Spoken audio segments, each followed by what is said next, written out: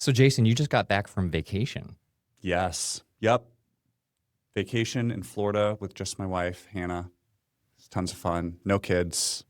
Gorgeous. I fell asleep floating on an infinity pool in the Florida sun. Did you go over the edge? That's what I was thinking. No, I actually, most of the time, I had my feet up on the ledge to like kind of keep me. Just tempting fate, but not leaning into it. Yeah. Did you drink any LaCroix? Because I have to throw this in there. With our previous episode of learning Kathleen's affinity for pamplemousse flavor LaCroix, I actually put a poll out to our listeners on Spotify asking them to indicate and vote on their favorite flavors. Can you guess the one that... Lime LaCroix.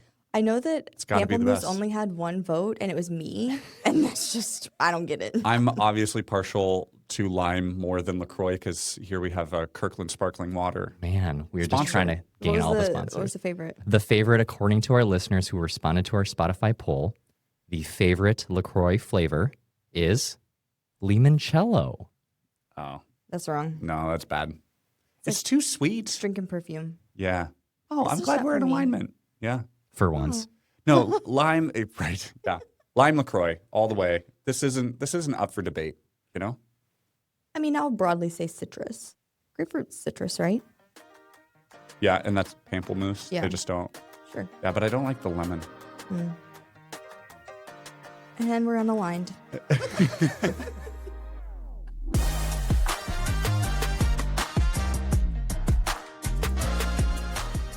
Hello and welcome to another episode of TPO Explains. I'm Joe, podcast producer here at The Pour Over, and I'm here with Jason, our founder and editor-in-chief, and Kathleen, our managing editor.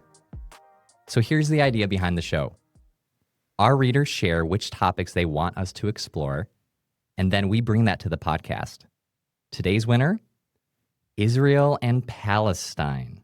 The basics. The basics. A shallow dive. So this podcast will come out on the 2-year anniversary of Israel and Palestine being in the headlines. So let's see where we're at. Yeah, okay. So a slightly different take on our very normal 2-episode format.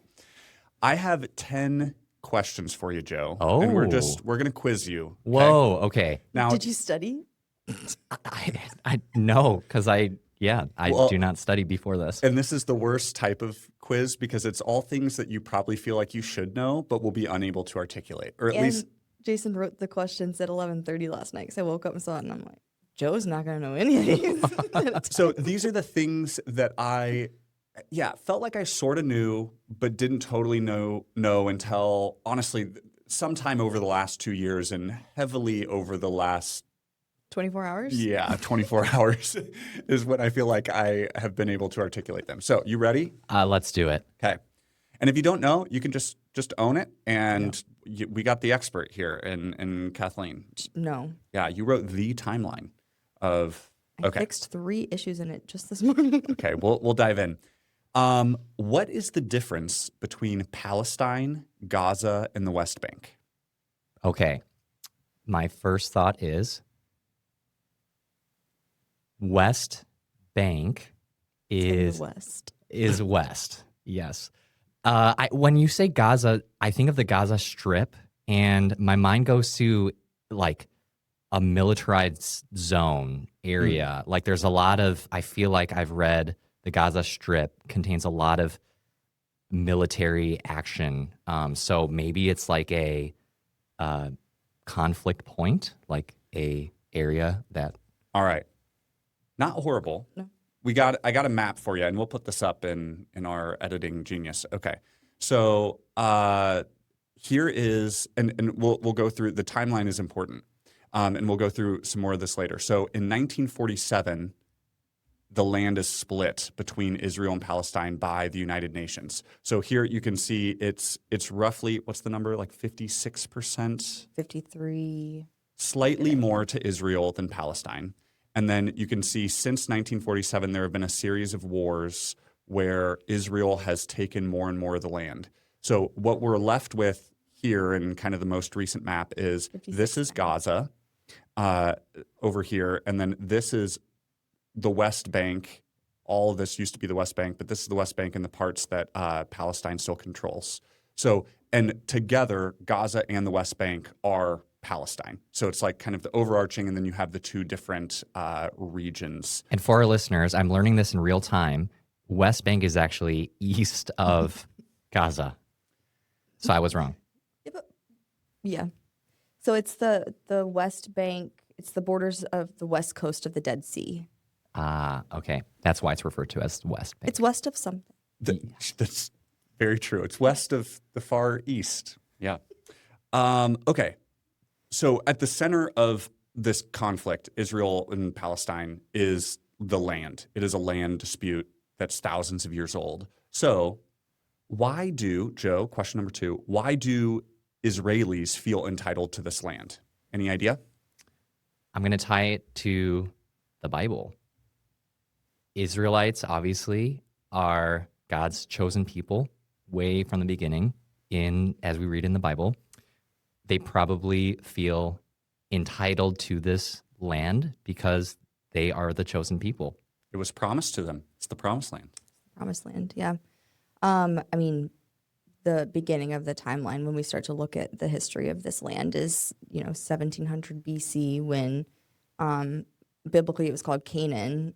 Israel was settled by Abraham, Isaac, and Jacob, and then later on King David establishes Jerusalem. So, I mean, just deep Jewish ties there. So Canaan of Genesis fame is modern day Israel, Gaza, West Bank, and parts of neighboring countries. So yes, there's this like kind of spiritual and religious and historical inheritance, this land. And then also you just go through more of the Bible and history. This is the land that Israelites have lived in. It's been conquered and changed hands over and over, but this is their home for thousands of years. Right. Okay, why do Palestinians feel entitled to the land? I'm wondering if there's something in the Muslim faith that I'm not very familiar with, but my guess is, what if they feel like they are the chosen people in their faith and entitled to that territory? I think that's pretty close.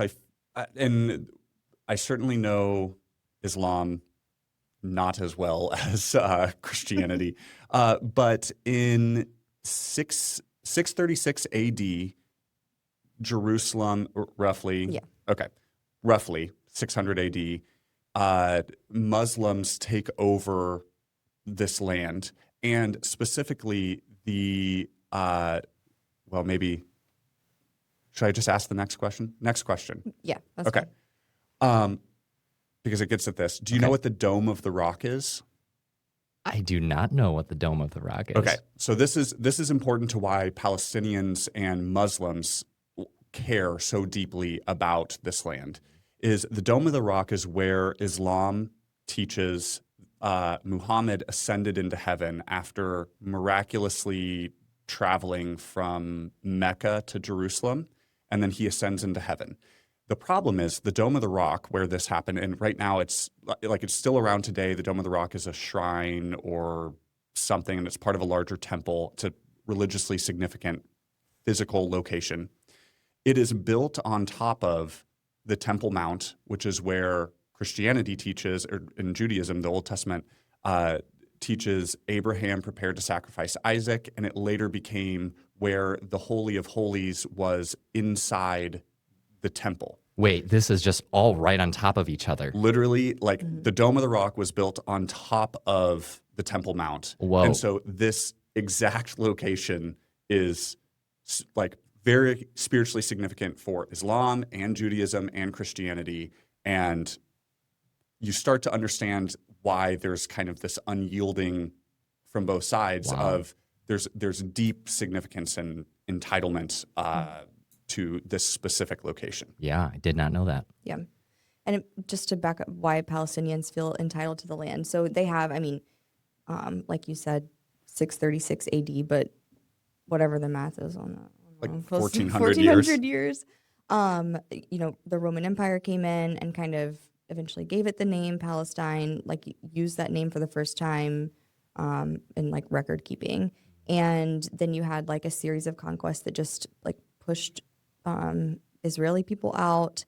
And I mean, so since then you have 1,400 years of like, this has been this people's land through many like conquerings and stuff like that. It just has been their land. Yeah, there's been conflict. It hasn't been uniformly for 1,400 years, but basically from 600 AD until 1947, post World War II, the Jews. Do you want to speak a little bit to what happened in 1947 with the UN and why it changed then? Well, first, so we had this is not on our quiz. This is a pop quiz. Do you know when the Ottoman Empire like stopped being a thing? No, I imagine it's a long time ago, but 1917. Oh, wow. I know. I think Ottoman Empire, and I'm like, yeah, that was a long time ago. That's what I thought. I yeah. double check the dates. I'm like, that's crazy. I did the same thing. I was like, that's like the beginning of the history Right. textbook, and not even. Which, I mean, I'm speaking off script now, but I'm pretty sure like if I would have paid attention about World War I, like that was It was like a big part of it. Anyway, so Palestine was under Islamic control, and Christian and Jews were facing persecution. This was leading up to World War I. You had the Crusades and everything. Then after World War I, we have Britain and France. The Crusades were before the Ottoman Empire, but it's all leading up to World War I. So after World War I, you have Britain and France who've divided up this Ottoman Empire land, and Britain gets put in charge of Palestine. And they call it British Mandated Palestine. They like it because it's right in the middle of a trade route, like they want to keep it. But Arab people and Zionists both want the land for themselves. So Britain works with the Arab people to push out the Ottoman Turks and split the land up among. So Britain has now come in and said, well, let's help you split up the land. So it's still like this colonialism feel, and tensions are just still high because they're like, let's help you figure out how to split the land, and both parties are like, but we want the land. Then you have World War II, and you have the Holocaust, and Jews are, after World War II, they are scattered, and they want to go back to what their land. And so Britain, who was still in charge of the land, says, okay, we'll let you come back, but so many people were coming back. They are fighting over the land, like Palestinians are living there, and so British troops now have to say, we're going to limit the number of people who are allowed to immigrate back to Palestine. Because it was so tense, British troops start protecting the Israelis who do move back, but Jewish people also have to start forming their own military protection. So it starts to be this really like heated, like people are needing protection, they're fighting over the same land. So then in 1947, or after World War II, with the creation of the United Nations, Britain announces, we're just gonna leave. You guys can figure it out. Have the United Nations help you. And the United Nations say, all right, you guys have to share it. We'll give, and it was 56.5%. I'm always trying to correct you. One day I'm going to actually be right when I correct you. So the UN says, all right, we'll have a Jewish state with 56.5% of the land, and an Arab state with the rest of it, and leave Jerusalem, that holy site for the three religions, as this international zone. So the Jewish people are like, great, we have a portion of our land back. But Palestinians who've been living there for 1,400 years are like, but they don't even. The Jewish people represent 1/3 of the population. Why do they now get over 50%? Yeah, right. Great. Let's move on to the next question. History class. Yeah. What to bring it into very modern day? What is Hamas? Hamas is a terrorist organization, leadership. They have control over the Palestinian people, because we have to, from the news that you guys have written, and I have spoken on during the podcast episodes, when we bring up peace treaty attempts and deals, we have to deal with Hamas. So they have some decision-making power. Yeah, that's very close and broadly correct. So Hamas is a Islamic militant group, political group with a militant arm. Okay, and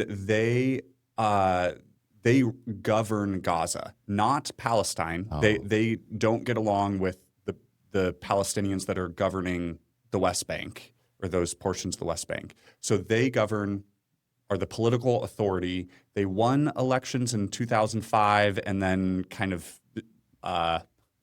violently pushed out any competition. So have kind of taken over in 2007. And Hamas started in 1988 and with the express goal of destroying Israel. And in the 1988 charter says we want to destroy Israel. We want all this land for Palestine. We want to kill Jews and take this land. And so that's where the United States designates them as a terrorist organization. It says expressly, like, the conflict cannot be resolved except through jihad. Like, there is no compromise. Yeah.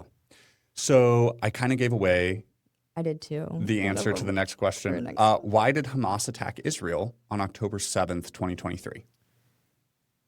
My guess is if it's in their charter that their full intent is to destroy Israel and the people, that attack aligns with what they are setting out to do. Yeah, exactly. In 2017, they sort of softened the original charter. Well, they didn't.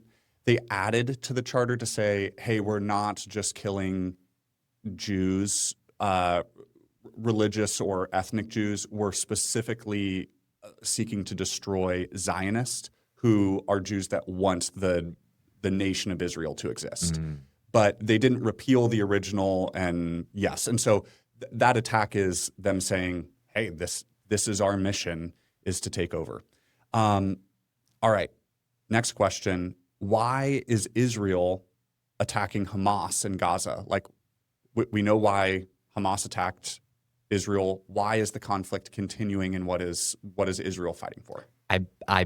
If I were them, I'd be wanting to defend our territory and protecting our people. They fully believe that this is their land that they are entitled to or promised. And so if they have someone attacking them, I'm sure that they need to go on the defense and protect their land and people and territory. Yeah. I mean, Israel has said we're going to declare war on Hamas, and we are not going to stop until Hamas is destroyed. Also, when they attacked in October of 2023, they took, what was the number of hostages? 251. Like I said it slowly to make sure I was remembering correctly. So they took 251 hostages, and Israel has said, like, we're not going to stop until you're destroyed, until we get all of our hostages back. Can I clarify something? Yeah. As you guys are talking, so in my mind, is it true to say that there are Palestinian people that do not like Hamas? Yes. Because it does not Absolutely. represent what they're about. And so it is false to say what Hamas does, all Palestinians are totally on board with. Absolutely. Yeah. And how big is the Gaza Strip, like, relatively speaking? Oh, it's tiny. Yeah. It's like, I want to say it's like in my I know. 25 miles across. Like, so you can walk the Gaza Strip, and a lot of the Palestinians have been forced to. I mean, there are a number of cities, but it's like, okay, there's now conflict here, move down to the south, and they just, pick up and move, and can, over the last 2 years, have done that multiple times as they try to avoid the heavy conflict zones. Yeah. Wow. So I guess to emphasize your point, there's millions of people in this tiny strip of land, and Egypt is, geographic. If you look at the Gaza Strip, you have Israel to the north and Egypt to the south. I don't know if it's tilted, but Yeah. So Egypt has a border with Gaza, and Israel has a border with Gaza. And when there's high conflict, borders get shut. And so you have these millions of people who are just kind of stuck. And to your point, like, some of them did not elect Hamas, did not elect these people that are now choosing to go at war with their neighboring countries, and yet they can't leave. They're being pushed around. There's, destruction everywhere. And so it's just a very sad situation. All right. We have 3 questions. I think we can go through these pretty quickly. Yeah. We've touched on a lot of them. When did Israel become a country? I did give it away. You've been listening? Was it 1947? Yeah. Yeah, nicely Yeah. done. And immediately, I think 5 Arab countries declared war on Israel because they just like so strongly opposed it not being a solely Arab nation. Arab nation. I did it. You did it. The There Alabama is coming a out. city in Alabama where it's pronounced Arab, and it just gets me every time. How many different potential deals have there been for the 2023 Hamas war, like ceasefire deals or attempts? So it's been 2 years. I'm going to say 5. 8. At least 8 distinct like frameworks that have been brought to the table and said, okay, we're presenting this. Can it go anywhere? And we've had like some progress. Like we did have, I think, 5 rounds of hostage releases. Hostages have been released, and a lot of these are phased. And ultimately, like the very difficult conflict, just points that we can't get past are Hamas wants a full ceasefire and Israel to withdraw, and says once that happens, we'll release the hostages. But like the hostages are our leverage. We're not doing that before. And Israel is saying, absolutely not. Until you release the hostages, we will continue fighting to get them. And then the other bit is Hamas wants to continue to exist and govern. And Israel's saying, nope, we're not going to neighbor with a group that is openly trying to destroy us. So you understand. And also, you're just pulling from literally thousands of years of both these people feeling deeply connected and entitled to this specific same land. Right. So it's hard to see a path towards peace. Real quick question. You guys might not know the answer, but the 8 proposals of treaty ceasefire deals that have been presented, has it been the United States each time to lead that? Oh, Why are you pointing at me? well, I'm just saying this last question is I'm teeing it up to you, and it's exactly, why does the U.S. support Israel? So why does the U.S. and why are they involved in any of these deals? I don't know if you know how many. I don't know how many. It feels like most of them. And it's interesting because you'll have like the U.S. and France are helping mediate peace talks between Hamas and Israel and Qatar. It's just like all of these parties are coming together because there are like Arab nations and Arab leaders who want peace, obviously, in the region. And so they're trying to facilitate that. And but the U.S. does seem pretty heavily involved. So Why? yeah, why do you think the U.S. supports Israel? One thought is we take terrorist organizations very seriously as a country, and so the fact that we've categorized Hamas as a terrorist organization, I feel like we take that as a high priority to make sure that they don't. We're on the other team. Right. Yeah. Right. That's my first thought. Yeah. The U.S. has a history of just aligning itself with Israel. And for me, I'm just like, why? Is it just, you hear a lot about saying, well, Israel is democracy in a region full of regimes, and we need to protect that and fight for that. After the Cold War, the U.S. wanted to stop the spread of communism. And so they wanted to kind of insert themselves in that geographic region to prevent the sphere of influence. But it also there's oil, and oil is, at the center of a lot of geopolitics. I didn't realize, oil means power and wealth and, industry. Oil is very prominent in the Middle East. And so protecting that region and having access to that region is important for the U.S. And so you're saying that was like in the 1940s and 50s, part of why we aligned with Israel is... Yeah. So essentially, from what I've been able to gather, the Soviet Union, after World War II, wanted to have their influence in the Middle East. But what they wanted to do with the oil was have it for themselves. Even though they have oil reserves, they were going to have access and have it for themselves. And the United States wants to have access for everyone. They, at surface level for everyone. Of course, I'm sure we want to be able to use it too.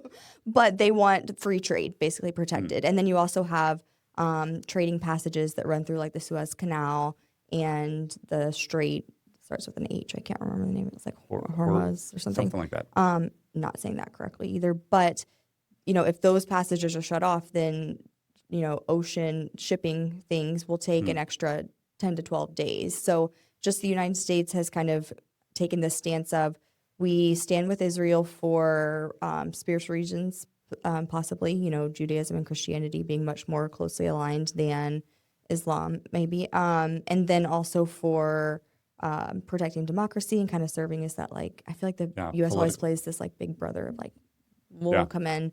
And then, just economic reasons. So, well, that is as much as we know. So you're all caught up with us, and that felt like a lot, and it was also just skimming the surface. Any huge major takeaways? Yeah, actually, this was very helpful for me because probably similar to you guys before you dug deeper into the research, the Israel-Palestine relations conflict makes the headlines frequently. And you guys went way back to biblical times, and I just felt very not confident at all of the history and things like that. I'm going to throw out an imperfect analogy. As you guys were talking, I was thinking about this. There's so much feelings of entitlement to territory, to land, and protecting that. I was thinking about the analogy of, let's say you buy a plot of land and your intent is to build a new house on it. And it takes a while to build, and you put the structure up, it's enclosed, and it's almost done, but you're not occupying it yet. What if some squatters just moved in? You already said, hey, I have the rights to that land. A new people come in, and what if the squatters were homeless people, and your local government said, hey, here's our plan that we're going to decrease homelessness. There's an open property right there. We're saying as your local government, you have the rights to that space. It's a very imperfect metaphor, but you have the homeowner that purchased that plot of land, paid for the house to be built.